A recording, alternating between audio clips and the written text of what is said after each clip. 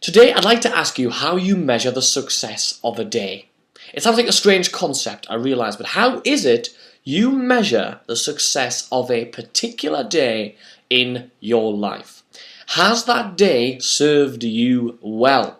And yes, days do serve us. Often we're asked, and it's a strange thing that we have in our minds, that we often think that we serve each day. What will we have to do tomorrow? What will we get through tomorrow or on such a given day? In reality, if you switch your thinking around, these days are actually sent to serve us. What will tomorrow bring you?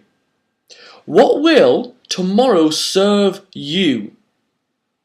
And if you can start thinking about what it is that days can allow us the opportunities to achieve, then we can start looking forward to the next day. Sometimes when people are stuck in a rut, then they have that ability to see things through a certain blinkered sense, where they think of what awful things will tomorrow bring. Maybe you've had that yourself, where you're thinking, what stresses, what will I have to deal with tomorrow?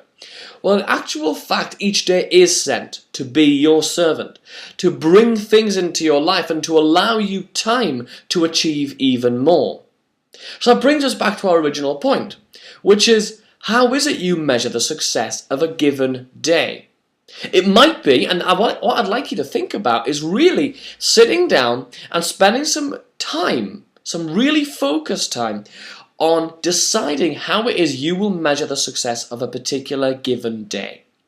Because that will help you feel motivated, keep on task, and see actually that you are moving forward as opposed to just treading water. Or worse still, falling back into the deep.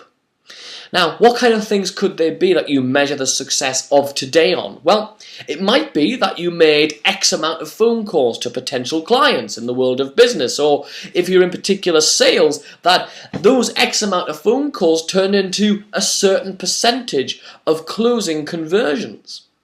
Or it might be that you spent X amount of time with your family. Or it could be that you created X amount of work or wrote X amount of words on a novel or an article or an ebook that you're writing. But it's important to realize what is it you're measuring the success of a day, especially if you've ever come away from a day saying, oh, that was a waste of a day. I felt like I got nothing done today. The reason that you feel like at the end of the day you got nothing done is because you've got nothing to measure it against.